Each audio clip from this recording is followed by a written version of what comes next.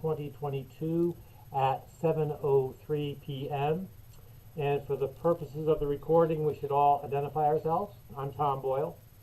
Susan Cartledge. Carol Snow. Eric Berg. John Lind. Denny Van Loo. Okay. And just for the record, I'm the vice chair. I am running the meeting tonight because John Lind, who is the chairman, is attending, but might have spotty communication with us in his car. So that's how we'll do it this evening. So the first item, the only item actually on the agenda, is application for 7 Waterbury Avenue. And do we have the owner applicants here?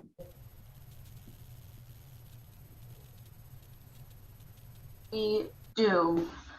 You let me know when Maria had sent 4 documents, by the way. So you let me know when you need me to share those. Oh, thanks. You can do that then, right, Emily?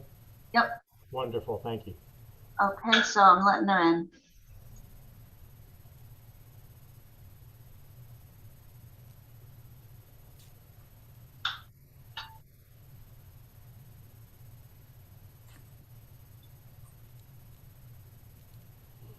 Hi, Mary, are you with us? Mary's muted. She might be muted. Oh, good.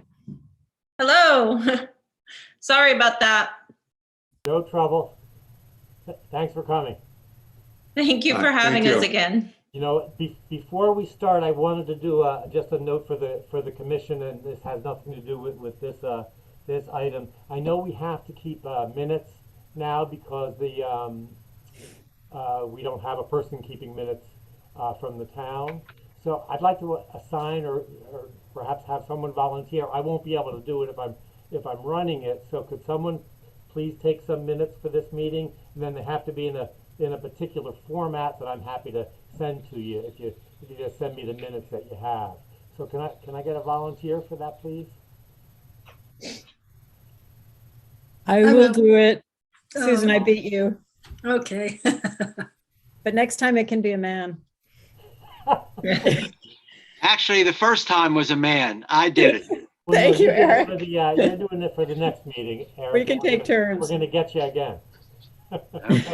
So Carol, you're gonna take the minutes for us? I'll do my best. Yeah. Appreciate it. Thanks a lot. All right, Ms. Lenahan, I'm sorry to interrupt you, but you go ahead. I know that we've seen you before. You were in for an informal meeting, and I think I'll bring anybody that isn't up to date on this application. But why don't you start and give us where you are now with this, okay?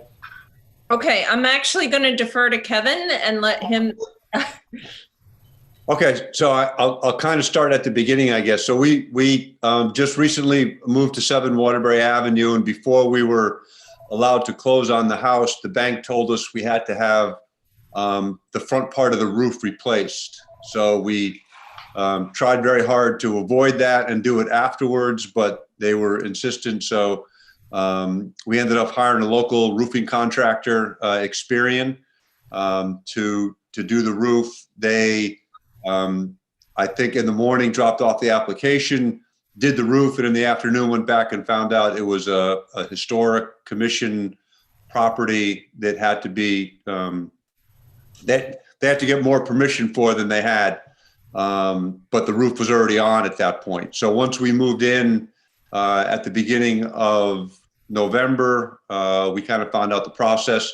We had that original informal pre-meeting and submitted, I think, all of the necessary paperwork to get actual formal approval for the roof that was done and an application to do the remainder of the roof in the same style of roofing that was done during the October repair cycle. And I think that's why we're here tonight, is to I think, get confirmation that we can proceed with getting the rest of the roof done once the weather warms up. Right. Well, we actually have to do 2 things. We have to approve the roof that is already there, and then we have to approve the proposed roof that is going to be, I guess, on the back of the house now, right? Yes, it'll be on. Yes. Yes. Okay. Yeah. Emily, maybe you could put the application up for us just so we can see it.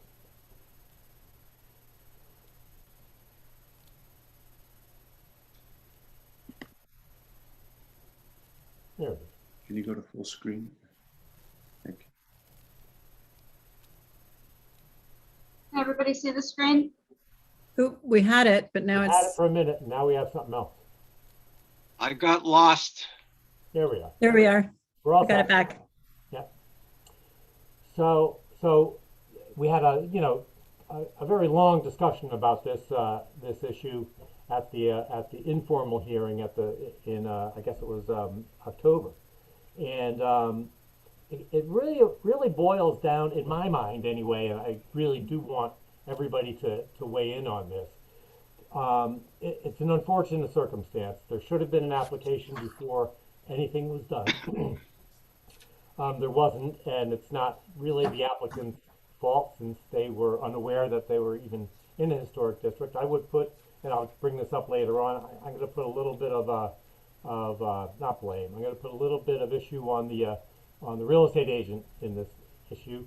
And I know the town really didn't have a lot of choice here. Everything was moving very quickly, and it was obviously an emergency kind of situation.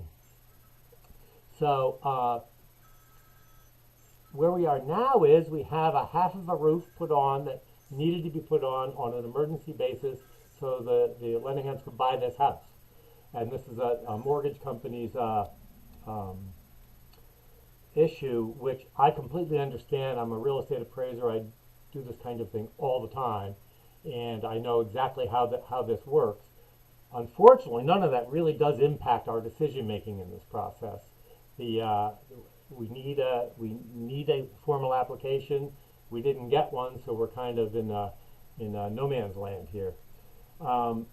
It comes down in the end, in my opinion anyway, to a very simple proposition. We can either approve the application as it's written for the emergency roof repair, or we can do a terrible thing, which is make the Lenihans rip this roof off and approve an application for another roof. In saying, I say that with obvious bias because it's not something that I feel comfortable doing or would like to do. But at the same time, my guess is, I don't know, we can't tell because it's after the fact.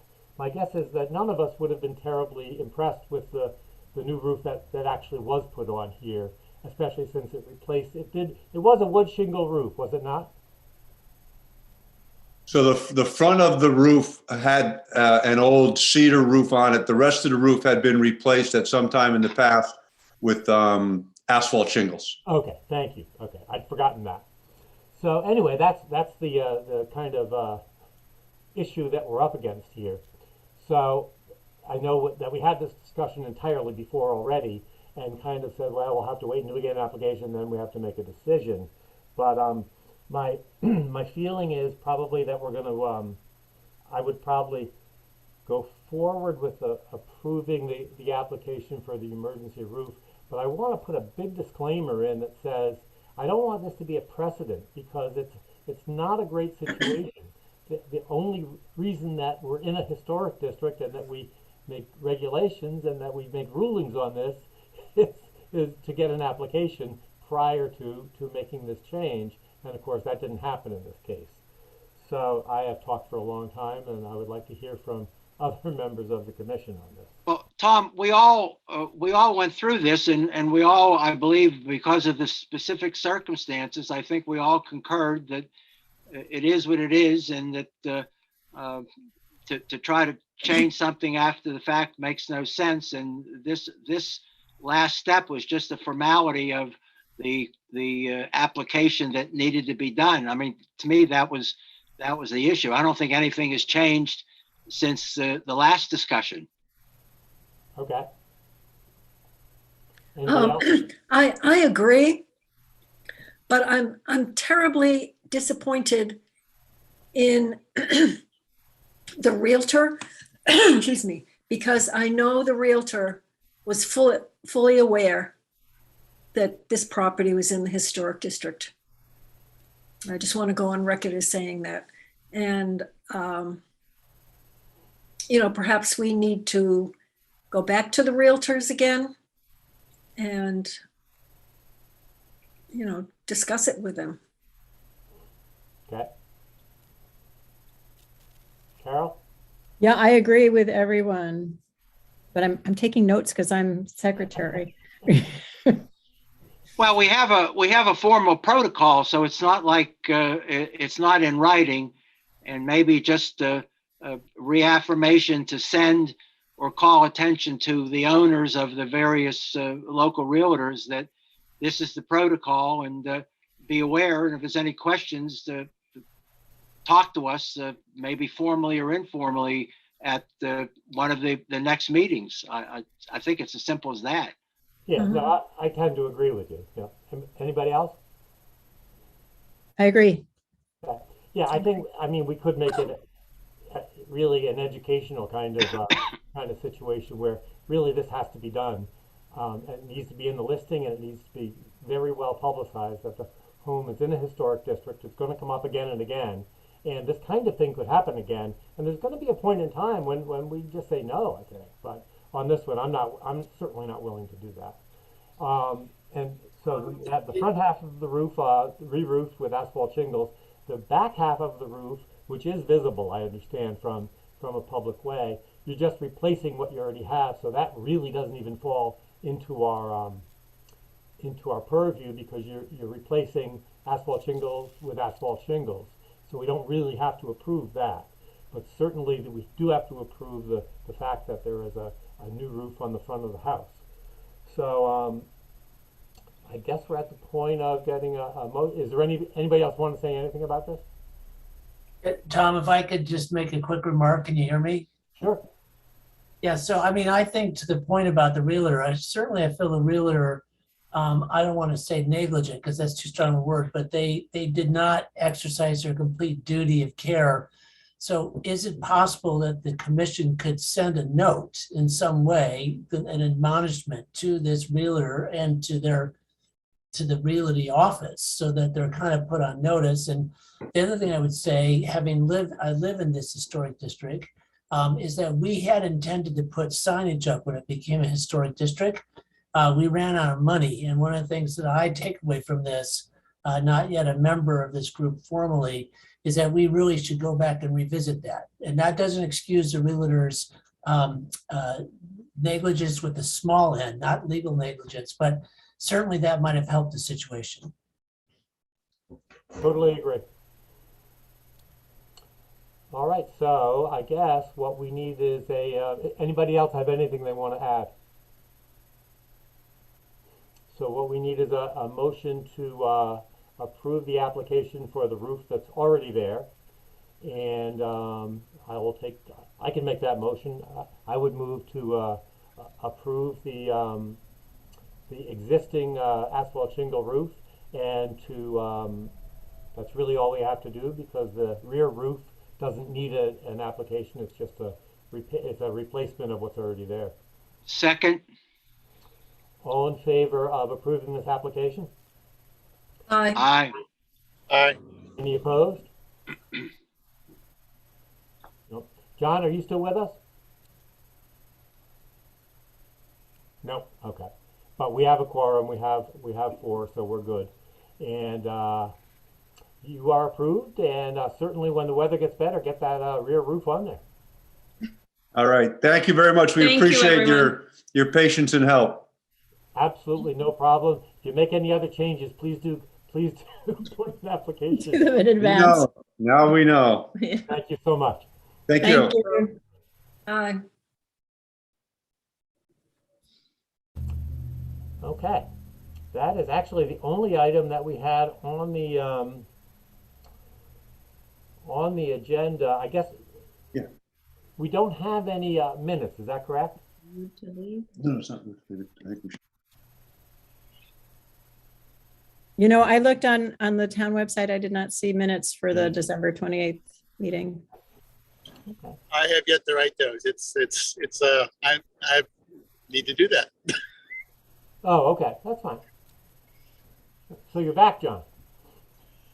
Well, I'm in the car. Okay.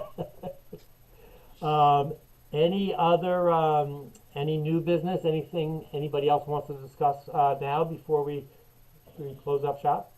I do have Oh, the one. only I have one item too.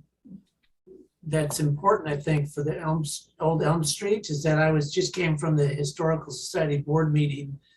We approved the budget for 2022. So the $4,100 grant that we've made to support that study is now formally approved as of about 45 minutes ago. Oh, great. Okay, we'll get to that in the next meeting. That's great. Okay. Back to this meeting, I just wanted to say that Jayshree Pugh has submitted her application to join us. Great. Submitted to the town, I think, last week. So, the process takes a while.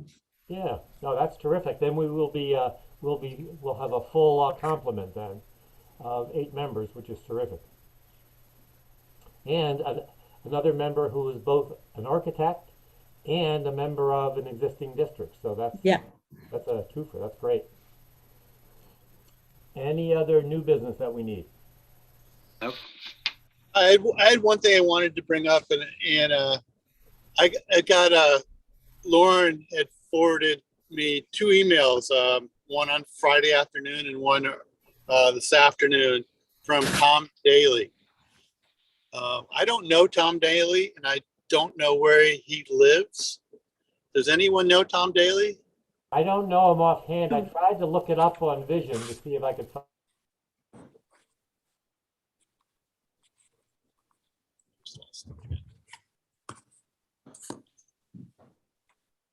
if he lived down. Yes, sorry, Tom. Can you repeat that? I missed that. You're somewhat frozen, Tom. Oh, sorry.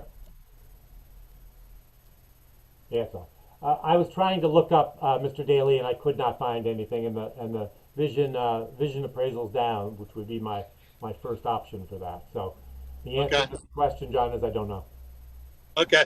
Yeah. So the first email he had sent was he had noticed reading through the public notices that 7 Waterbury was on the agenda for tonight, and he was asking why is that on the agenda?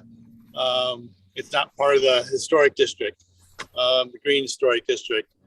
And so I responded back to him saying, yes, it's part of the Liberty Street Historic District. It's one of 13 properties, and that's sort of it.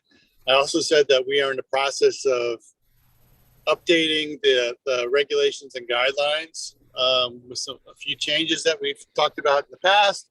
And we also need to, properly get Liberty Street in there, which we actually never did and should have done ages ago. That's my fault for not getting that done. But now that, his email is sort of reminded me that we really got to get that done. So I'm going to, between now and our next meeting, try and focus on pulling that stuff together so we can review it for our next meeting and potentially get it approved and get it in on the website so people can have all the most current information available. So I responded to that email. The second email was the one that actually struck me a little bit more, in that he was talking about, it wasn't clear to me what he was talking about. He said that he listed off a number of, he identified, said there were 54 properties, at least 20 of which are people who have no interest in being in a historic district. Many of the houses are post-World War II houses and shouldn't be part of a historic district because it's going to, hurt their values and so forth. But he didn't put any, it wasn't clear whether he was talking about Liberty Street neighborhood or West Elm neighborhood or something else altogether. And I took a quick look earlier today, and his name wasn't listed as a property owner for any of the properties being considered in West Elm area for potential historic districts. So I don't know where he's coming from. And so I guess, if nobody seems to know who he is, I think we need to be very transparent about what we're doing. Not that we haven't been, but continue to be so, and maybe try and be even more transparent going forward with everything, particularly with the new historic district that's being proposed, and make sure we, have these public meetings and make them well noticed, notified to any of the people that they may be impacting, potentially could impact, and realize that we may have some opposition, like we've had to previous historic districts. And John, does no one know? Is he not known to anyone on this panel, including you, Denny? Does that name not ring a bell? Because it's obvious to me, particularly after having attended the last meeting for Liberty Street, that based upon that email, John, he has an agenda of some sort, and it's not positive, in my opinion. So I don't know him, but he lives on Linden Lane, 26 Linden Lane. And right now there is a house that's being marketed by an investor that lives on Linden Lane, 2 doors over. It's the old Cocaruda house.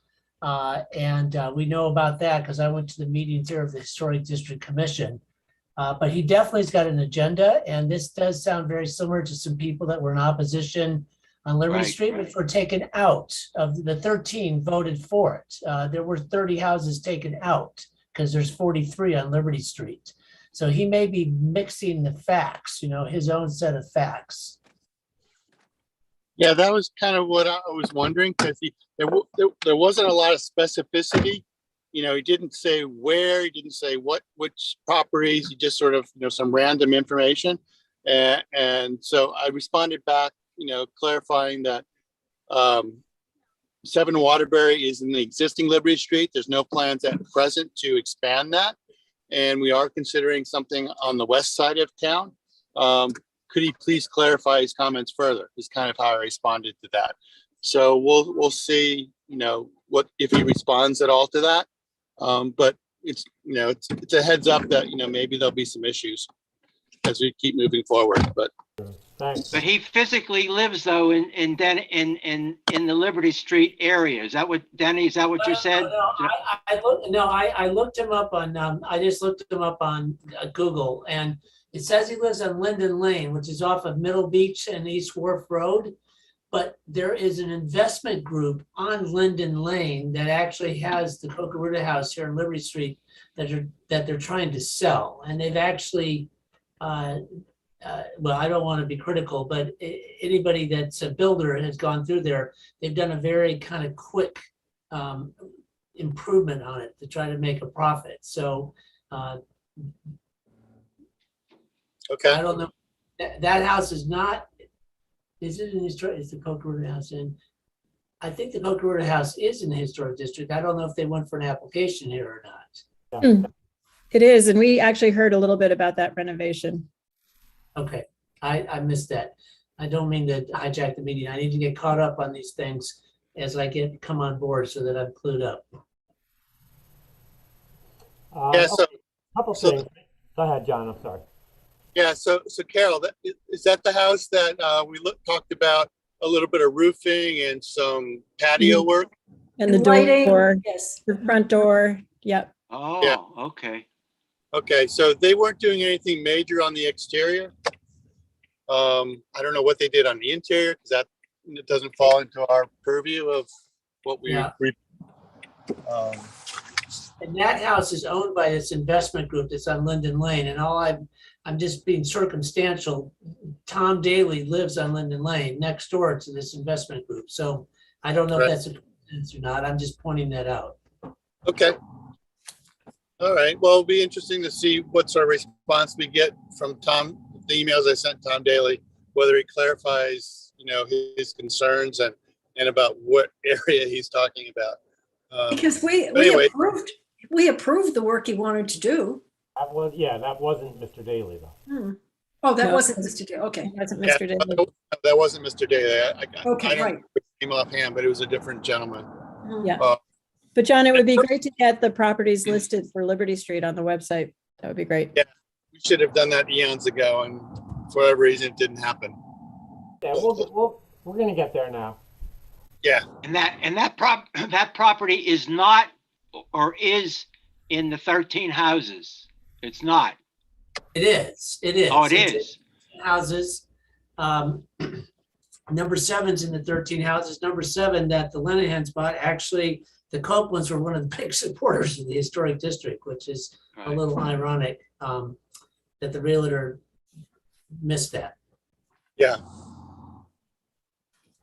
So, yeah. So we need to do some stuff on our end, as I think Carol was suggesting earlier. Reach out to the realtors again, but also we need to update the documents on the town website so we really cover everything clearly. And the town offices know, and so every time applications come before the town offices, they know which properties need to come before us and which ones don't. But it should be the public. It should be clear to the public as well. right. Sounds good. All right, so that's I just wanted to bring that up, especially mostly to give everybody a heads up and also see if anybody knew Tom Daly. Yeah. So a couple things. I didn't get the second part of the second email that he sent. Did you share that, John? I thought I copied you on the second response I made. I saw his original question and your response, which was perfect, but I didn't see anything else. All right. Well, when I get back to my computer, I'll forward it on to you again. It didn't make a whole lot of sense because there was a lack of real information in there. Yeah, I get it. Yeah. So, Well, let's not jump to any conclusions. We don't know who the gentleman is. We could actually invite him to come to one of our commission meetings and really find out exactly what it is he's talking about, if you like. yeah, we'll see what kind of response I get from either of these two emails. Right. And then the last thing I just want to mention is absolutely I agree that we've just all dropped the ball here on updating the regulations to include Liberty Street and make some other changes that we need to make in that whole guidelines that's on the website, and we really need to do that. So I do have those changes, and I know I can find them, and I'll just forward them to you again. You probably got them, but just so you have a fresh look at them of all the changes that we were thinking about making. The only one that I tried to tackle and didn't get anywhere with is the whole page of purpose of the district was a little unclear, and we wanted to clean that up a little bit, as I recall. Yeah. So I'm gonna put some time in between now and our next meeting and have something we can review either prior to that meeting or at that meeting, so we can get this moved forward and get the information out there the way it should have been a while ago, actually. That's great. Any other new business? Anything else anybody has? No. Then I need a motion to adjourn, I guess.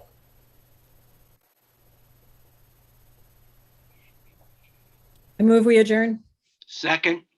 All in favor? Aye. Aye. Aye. Aye, sorry. We are adjourned at 7:32 on January the 24th. And now we are going to go directly into the next meeting. So Denny, just so you know, you become an automatic member of this of the study group. You didn't know that probably, but here you are. Okay, see now, okay, because I saw both items on the website, not to be critical, Yeah. but it looked like the study group was part of the agenda tonight. Yeah, it's not, and they are two separate meetings. The town does make a little mistake calling it an ad hoc meeting sometime, which it is not. It is a regular. Okay, all right, well, I'm very happy to stay, and I'm sorry I got ahead of you, because no this problem. is your meeting, and Yeah. I just I just want to welcome you, that's all. yeah, much as John Lennon coached us, I want to be a coach for this study group, so I'm happy to be part of it. Good, okay. So I am going to call to order the, whatever it is, the Old Elm Street Historic District Study Committee on January the 24th at 7:33. And again, for the purposes of the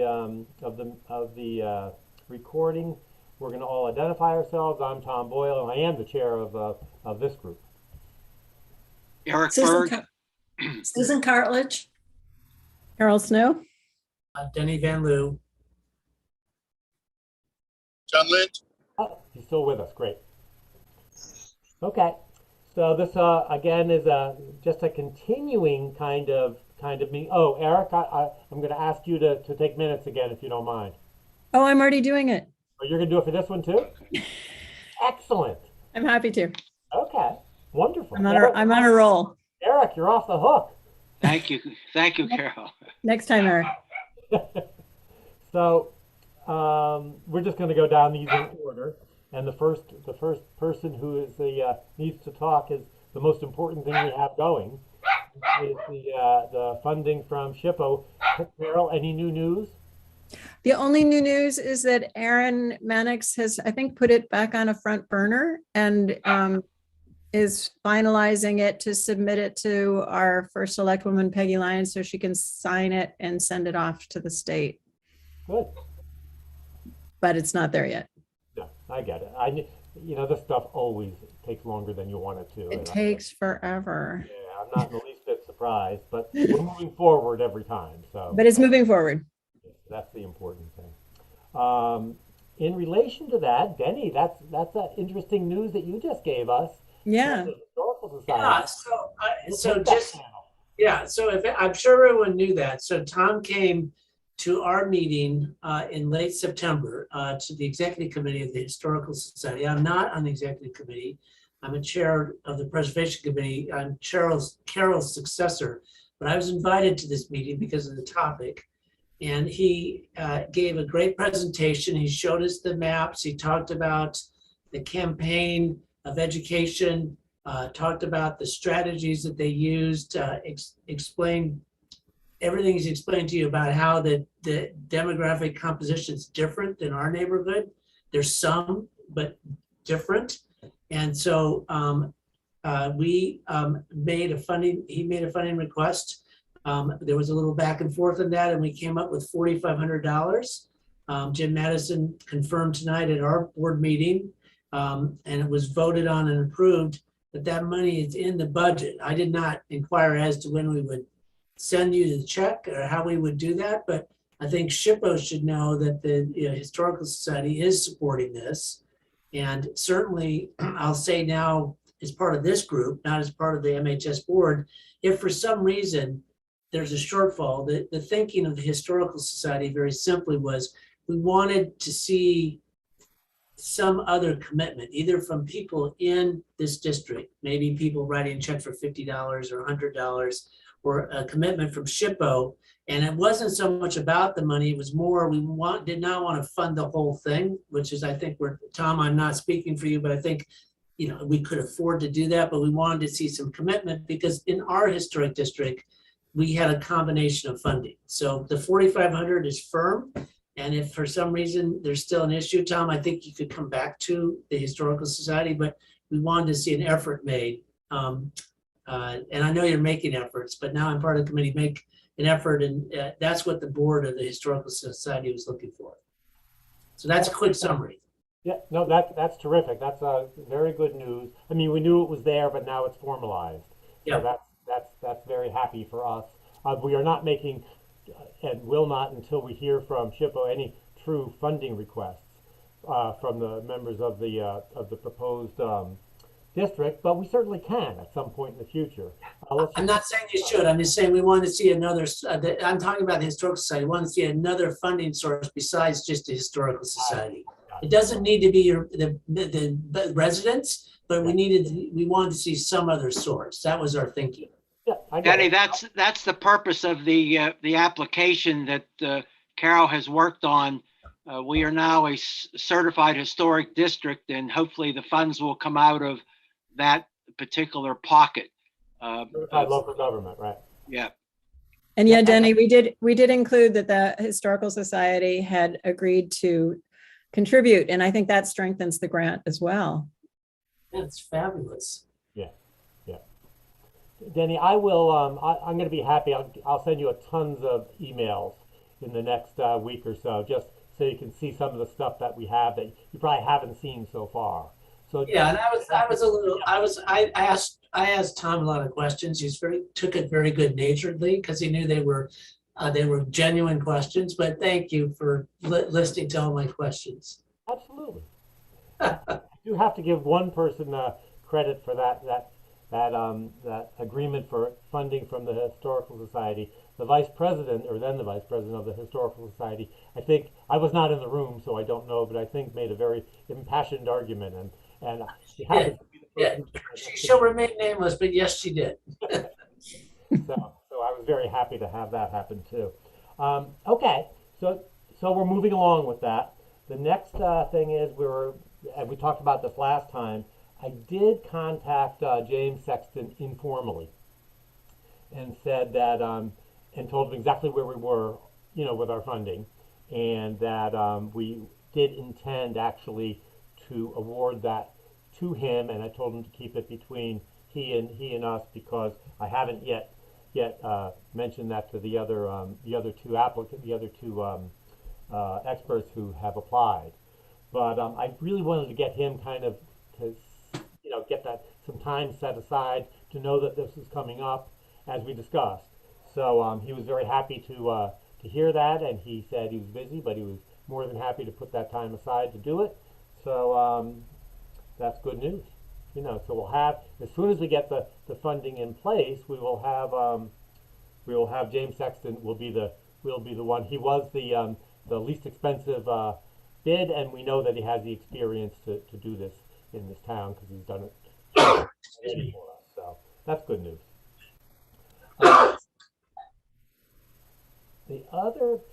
So I sent everybody the map, and I'm sorry, Denny, you don't have it, but I'll send it to you. The latest map that shows a big number of actually new members of the proposed district. It comes up to 18 homes have changed hands since we have started this. Well, since I think 2017, and most of those 18 have not received any communication from us. So while we have this letter ready to go for members of the proposed district, I'm thinking about putting in an insert to new members, something to people that have not seen this before, so that we're not presenting them with kind of a fait accompli that we already have this, but that we welcome you to the neighborhood and here's what we've been working on, that kind of thing. What do you guys think about that? Sounds great. Yep. Good idea, Tom. Yeah, just a one sheet kind of thing. Yep. All right, I will work on that. The other letter is really ready to go, and that brings me to the next question, which is a question of timing, which is we don't have the funding yet. We're waiting and holding off until we did. What do you all think? Should we? Basically, here's what it's going to be. Once this funding is in place, we have about a year of, I think, pretty hard work, because we have to start all over again and go back to everybody and make sure that the people that were already on board are still on board, convince those that were on the fence, and present this to the new members, which is a lot. Like 25% of the whole thing is our new people. So my question now is, when do you want to get started with this process? There is one hiccup to it, but I can send that letter out anytime. I've got the addresses all ready. I've just got to stick them on envelopes and stick stamps on them and go. I have to write the new letter for the new people, but that's easy. I think we ought to wait. We have enough members now. Hopefully Denny will be on board to divvy up the calls. It shouldn't be that difficult, but in case there are no hiccups, I just can't believe that we can't make the calls and or home visits and get this done, hopefully as spring begins, to do the whole thing. I would recommend to wait until we get the other funding, but that's one man's opinion. Okay, what does everybody else think? Yeah, I agree, and I think we will be doing some telephoning, but there may be some in-person calls, and when the weather is a little nicer, people tend to be outside. It's just a little more friendly than doing it now, I think. Yep, okay. I tend to agree. I just wanted to get your kind of feeling about it. Carol, do you agree with that? Yeah, I agree with that. If there's, I don't know if the SHPO application, grant application just drags on and on. I mean, I'll keep nudging Aaron Mannix as much as I can. But I don't want it to hold back. I think at some point we may want to, especially, if it's spring, if the weather's getting nice and it's a good time to start reaching out to people, I think we might want to just go ahead and do that. Yeah. Yeah. What is your sense, Carol, what is your sense of how long it'll take? Because the meter doesn't begin to run until SHPO gets it. And Right. As I've explained, it's a rolling grant application. So as soon as SHPO gets it, they'll review it. And then they have monthly meetings with a preservation council, I think it is, who review the grant applications. And if funding is available, it gets approved at those meetings. So we've missed, obviously, the January meeting, and I doubt that Aaron will get it in for the February meeting. So then we're looking at March just for the grant to be reviewed. Yeah. Well, let's revisit this next meeting then. And see Okay. I have no problem waiting a little bit, but I really do want to get going again, because it's been it's been a too long a time since we've contacted members of the proposed district. I have a question. I have a question. It's obviously a very extensive format that Carol, you worked on with Aaron. What's the variable aside from the fact there's a lot of typing or whatever to get the formal application is? What is? I know she's new to the town had to provide a little bit more information, but it shouldn't be too complicated. So, I don't know where it falls in her list of priorities of what she needs to get done, but it shouldn't, in my mind, it shouldn't take that long to wrap it up and pass it along to Peggy Lyons to sign. And then once we have the first select woman's signature, it can go to the state. So I don't know. I can ask her actually how long she thinks it'll take. Well, because you've done very well so far, and being very politely aggressive, I would say. Well, she works for us. I mean, You're right. It is, and it's, she's aware of it, and it is moving forward, and she's put work into it already. She just needed to wrap up a few things. I think actually, in fairness to Erin Mannix, she was waiting to see if there was any feedback from all of us after she sent us what she's worked on so far. And, I think she's doing a great job. So, and no one had any negative comments. I think we all just said, yeah, let's go for it. Excellent. Okay. So, we'll hold off for at least another month until the next meeting, and then maybe we'll still be in the doldrums of winter, I'm sure then, but we'll see. And I do have a bunch of ideas for after this first letter goes out and phone calls are made, when the weather gets better, personal visits, absolutely, maybe a picnic in my backyard, that kind of thing. But we can get to that when we, after the first blush of these first ones. Now, the hiccup I mentioned is the fact that, and I will work on this, but I'm probably going to need everybody's help. The hiccup is the fact that while we know exactly who we're dealing with, we know where they are, we can send them any letter we want, we don't have contact methods. We don't have phone numbers or emails for majority of these people. We have for some, but hardly all. And it's a hard process these days to get those phone numbers. All right. You got to go to Google, you go to Yellow Pages online, and I've done it before, and I'll do it again. But you're going to get on your little list of those people that you need to call. There's going to be a bunch with no phone numbers. And I'm going to ask you guys to, if you can, to try to detective work those phone numbers out.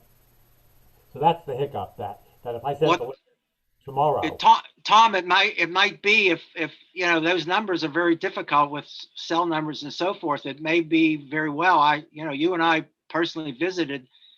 Maybe in lieu of a phone call, if we don't have it, we make an in-house visit. Fine with me. Yep. I think we'll have to in the end. Just to get it done. Yeah. And the other thing is, I want those phone numbers anyway. Right. I want. Denny will understand this completely, and so will you, Eric Berg. and John Lind too. The last thing I want is a meeting where 25 people stand up and say, "What are you guys crazy? I don't want to do this." I want to know who those people are way Right. before the fact, and I want to make phone calls to those people and they really try to ferret out as much as we can who's for, who's against, and who's going to cause a problem for us.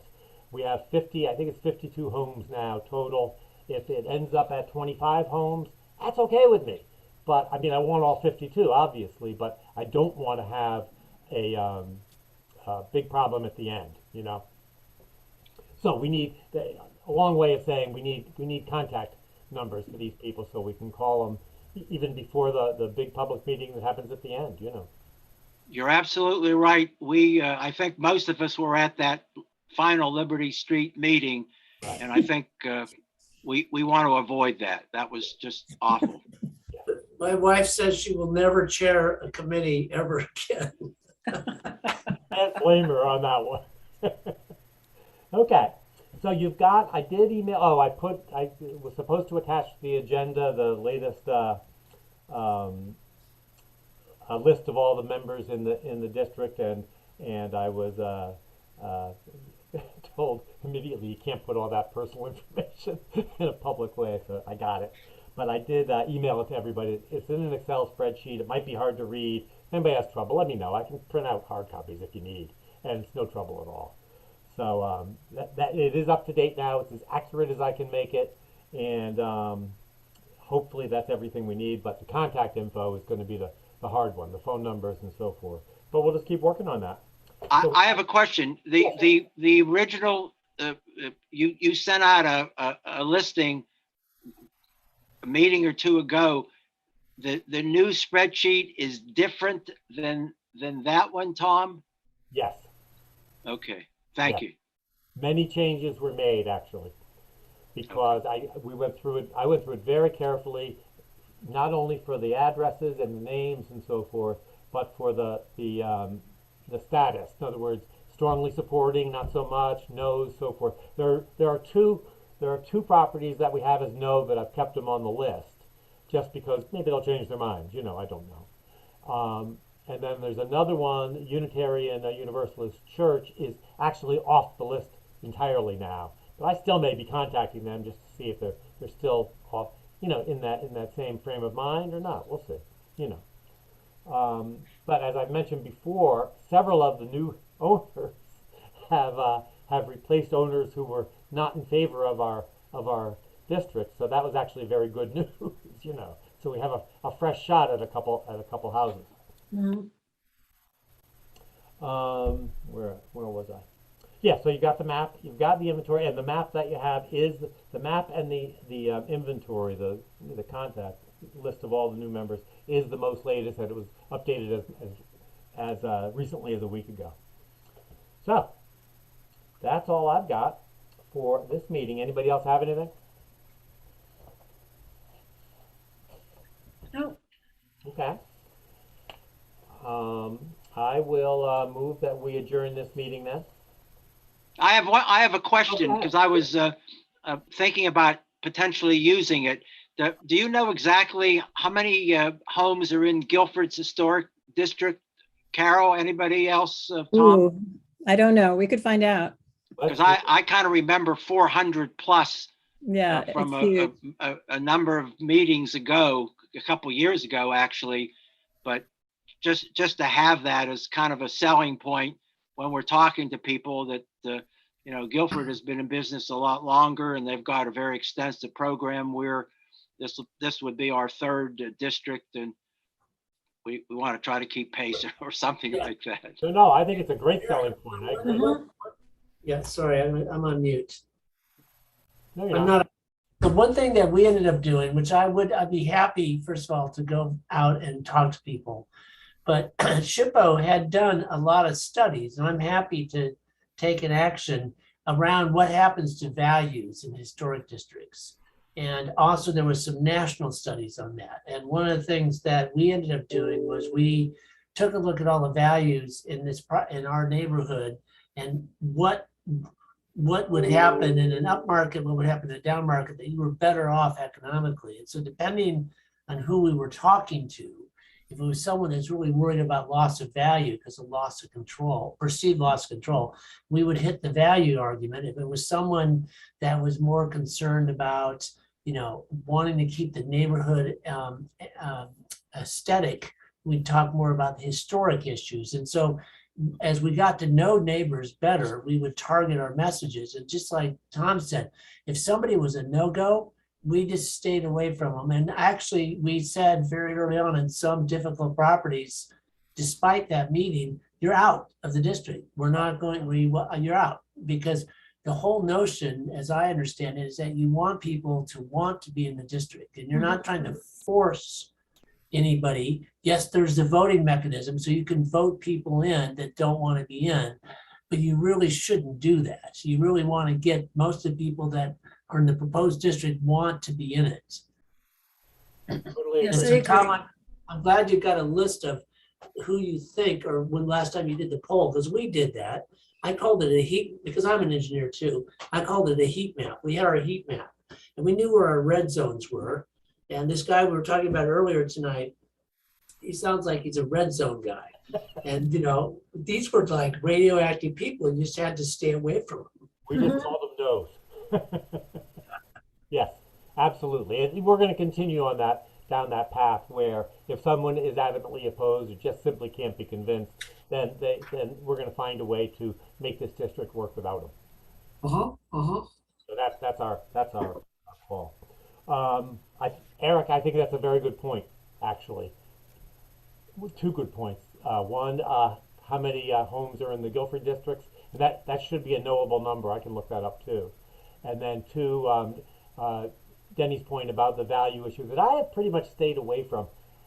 I'm a real estate appraiser. I do this for. You can't. See, somebody like me can do that because I am full of enough management consulting in me that I'll just do it. Yes. So I will research into it. And there are plenty of appraisal studies that have proven this too, Denny. Yeah. Well, yeah. And I mean, I just don't want to lord that over as given my no properties in our historic district here, the 13 properties, 5 have sold since it's become a historic district. And there was no impedance on the sale of any of those properties. Right. Nor on the green, and there's been half a dozen sales on the green. Yeah. And there's been no issues there at all. Just the opposite, actually. And the last thing I would say is SHPO. Again, I haven't talked to SHPO. This has been 10 years now. But they would say you start a historic district. So even though we only have 13 on Liberty Street, if you look at it 10 years later, 20 years later, 30 years later, as Tom just said, when houses turn over, maybe the end of the street that was opposed, there's new owners. There's nothing to stop a historic district to reconvene a study committee and go back and try to expand. Now, I mean, that's important for you, that you get it established. That should be your main goal as much as you can. But then it will probably over time, there'll be another group of people like us in 5 years, 10 years time and say, hey, let's keep working on this. Yep. Agree. Okay. Anything else? All right. So I do move to adjourn. All right. I've had 3 meetings by Zoom tonight. It's amazing. Do I get a second? Just to do it for A second. All in favor? Aye. Aye. We are- By the way, there's a very important meeting in February. Oh, yeah. So make sure you vote. There's a couple nice items, one in particular that I hope we encourage folks to vote for. Yeah. The Yeah. development of that school. Absolutely. Needs to be done. Finally, huh? In any case, the Historic District Study Committee is adjourned at 7:58 on the 24th. And that's that. Eric, I agree with you 100%. And everybody should vote in that referendum. Righty. All right. Good night, everyone. Night off. Thank you. Thanks. Thank Welcome, you. Denny. Yeah, Night. thank you. Nice to be here. Yeah, welcome, Bye. Denny.